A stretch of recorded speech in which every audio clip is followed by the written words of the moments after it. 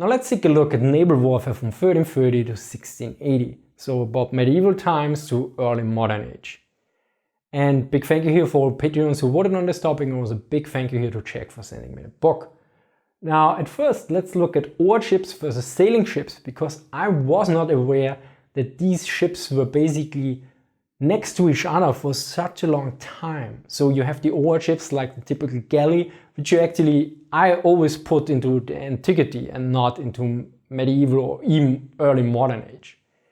The warships, the galleys, had several advantages and disadvantages. Now first, till the 12th century, it was the dominant ship. And it was lower than a sailing ship, so this had some positives and some negatives. Now it was less likely to be hit if you were firing with heavy guns in it, but it basically was very vulnerable to boarding, or the other way around, it basically couldn't board a sailing ship.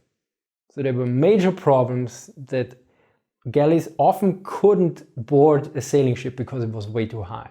Additionally, usually put on forecastle and aft castles if they had gunners on it, like with anti-personnel weapons, because also the height was very important for that.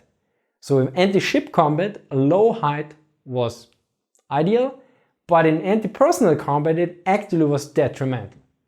Another major issue was you needed more manpower, because you had the guys who manned the oars. And here's an interesting aspect. For the most part, originally these were not slaves or convicts, so they were also fighting power.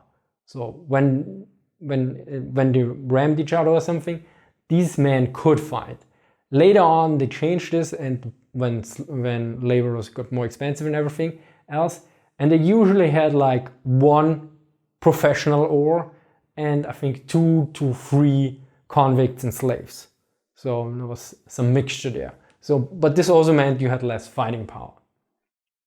So you needed more men, which also meant logistics. So you need more water, you need more food. So the range was severely inhibited. And they were also quite inefficient, because at a certain point, if you increase the weight by like 50%, you had to increase the number of oars by 100%. And at a certain point, this didn't catch anymore. Now, one major benefit they had, they were less dependent on wind.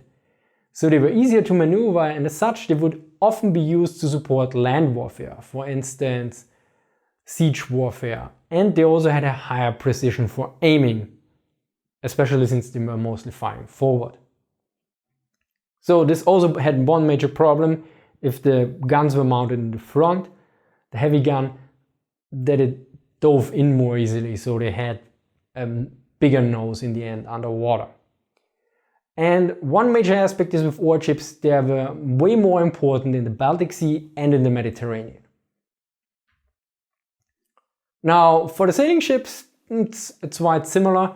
In this case they are higher, so it's more positive for using anti-personnel weapons, and they were basically sometimes immune to boarding, but they were very dependent on the wind, so they were also harder to maneuver. Of course, generally they scale better, so you need less manpower, you couldn't put on more guns and everything else, and you will still have a longer range than the galleys. Now some general points before we look at the developments. There was always a merchant to warship conversion going on. And basically there were 2 times when this was not viable anymore, or where it was a certain break. And one of course is the separation between Mars, the god of war, and Mercury, the god of trade. And generally all the changes are described here. They were slow, they were non-systematic, they were not immediate, and they were often out of necessity and in different parts of Europe. And there are generally a lot of regional differences. For instance, in the Baltic, galleys were way more important and way longer there, whereas in other regions they were, for instance, the English didn't use galleys for a very long time, whereas, for instance, Russia, I think, had even in the 18th century galleys. So, of course, Atlantic, different situation in the Baltic Sea. Now let's look at the development. So the sailing ship gradually took over since the 12th century. This was important. First off, there was the rudder, it was improved, then there were sails, and it was a clear alternative to warships. Then gunpowder was first introduced in 1337, at least this is the first known account. We assume that it was used before in naval warfare gunpowder.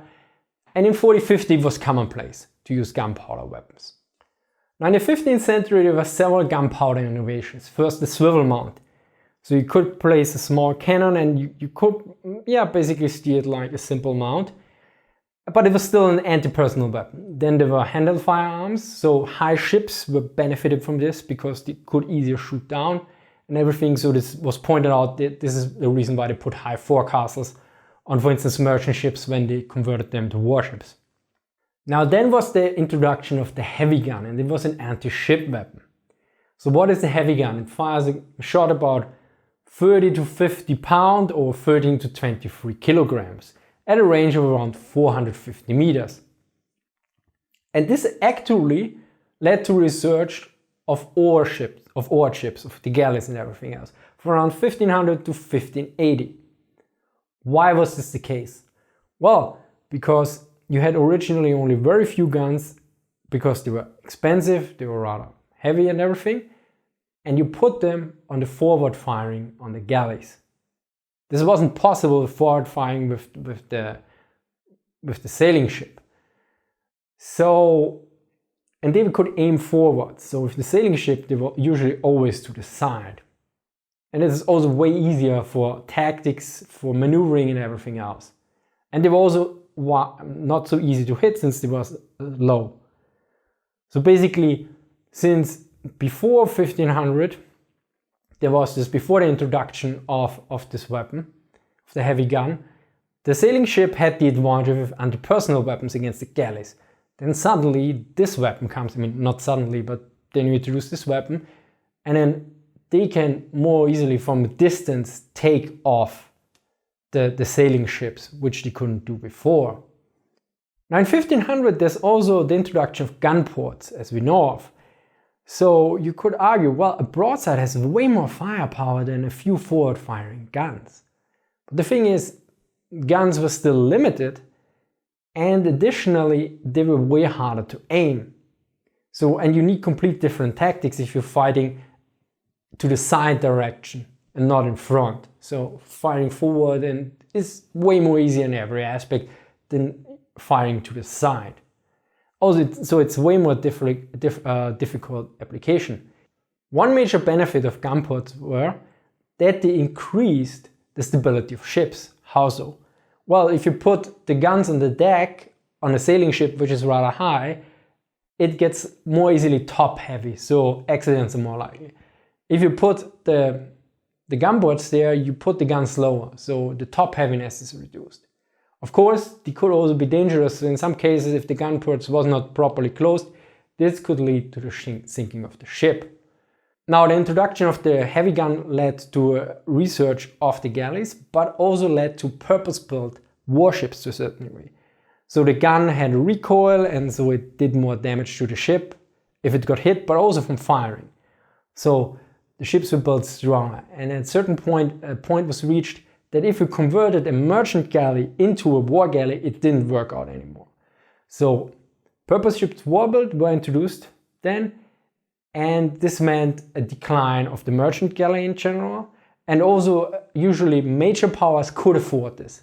For instance, as I talked in my Northern War video, Denmark, due to the sound dues, the tolls they collected, could afford to build more purpose-built warships than other powers, so they had an edge in naval warfare. Now in the mid-16th century a major change was coming, the cast iron gun.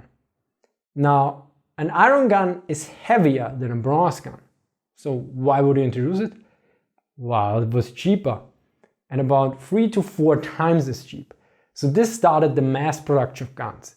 So now it also made more sense to have broadsides and everything, because you could now afford these guns. Before it was, it's way too expensive, so cheaper guns, more guns.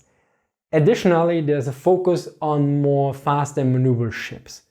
So in 1570, the English built the so-called race-built ships, and in 1600 around, the Flanders introduces the frigate, which was a streamlined ship which basically combine a lot of firepower and a lot of maneuverability in one ship. And this development of more guns and more purpose-built ships led to the second wave of purpose-built ships, and this time sailing ships. So till the mid-17th century, it was still okay to convert your merchant fleet like the Dutch did to a war fleet. But around that point, this wasn't viable anymore. And the Dutch learned rather soon, okay, our tactics are still fine, but our ships aren't anymore. So we need to build purpose-built warships. Now similarly in 1650, the line ahead formation becomes now more of a standard formation. Before you had the line abreast, like you had your galleys looking forward next to each other. But since you are now usually only using broadsides, the line ahead formation makes more sense, that you pass by the enemy and deliver broadside after broadside.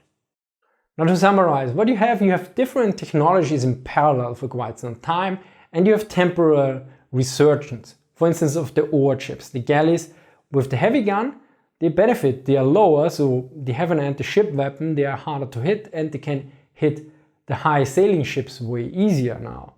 And since you don't have as much guns, because you still use bronze guns and they're very limited in numbers, it makes sense to put them on forward firing than to put them on sailing ships, which to a certain degree didn't have gun ports then, which would decrease the stability. So as you can see, depending on the technology and the availability of technology and the cost of everything, it kind of can make sense in some cases to use a galley, which looks like out of the antiquity, against a sailing ship and to benefit from it. But later on it doesn't work this anymore. Similarly, you have the merchant to warships conversion. It was going on all the time, but at 2 times purpose-built warships made suddenly more sense when the weaponry was upgraded sufficiently enough that the regular ships were just too weak in engagements. And now one aspect about the purpose-built warships is you need the proper funding for this. So countries with good cash flow like Denmark with the Sans Due or major powers could afford them, whereas weaker power usually couldn't. And this also leads to more professionalization. So you have ships you can't use for trading or only limited for trading. Then you also have you have the cheaper production of the iron cast guns, which allowed more guns, which allowed for changes in tactics and how ships were equipped and everything. Although it was technically, if you look at it, it was a worse weapon because it was actually heavier than the bronze gun. But again, economics sometimes matter more. And very important, most innovations happened slowly and over a course of time and out of necessity. So for instance, the Dutch realized, okay, our converted merchant ships, they were good enough against these enemies, but against the English they don't work anymore. So we now need to build purpose-built warships, else it doesn't cut it anymore. So big thank you here for all Patreons who voted on this topic. Thank you for watching and see you next time.